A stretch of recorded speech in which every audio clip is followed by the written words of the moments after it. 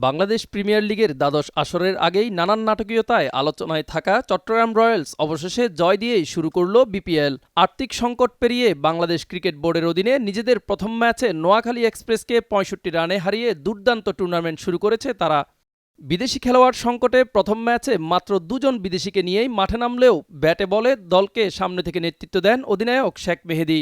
বিপিএলের মতো বড় মঞ্চে প্রথমবার অধিনায়কত্ব করে জয়ের স্বাদ পেয়ে রোমাঞ্চিত মেহেদী বলেন, উইন ইজ উইন, আমরা আনন্দিত, সব মিলিয়ে আলহামদুলিল্লাহ। সিলেটের কুয়াশা ও শিশিরের মধ্যে টস জিতে ব্যাটিং নেয়ার সিদ্ধান্তকে ম্যাচের টার্নিং পয়েন্ট হিসেবে দেখছেন অধিনায়ক। তিনি বলেন, ব্যাটিং লাইন আপ ছোট হলেও শক্তিশালী বোলিং ইউনিট আমাদের সেই ঘাটতি পুষিয়ে দিয়েছে। ৩ বিদেশি খেলোয়াড় নাম প্রত্যাহার করায় শুরুতে চাপে থাকলেও পরের ম্যাচ থেকে ৪ বিদেশিকে পাওয়ার আশা করছেন মেহেদী। মালিকানা ও কোচিং প্যানেলে পরিবর্তনের পর দল এখন ভালো করার প্রত্যাশায়। মিজান ফারাবী, দিগন্ত স্পোর্টস।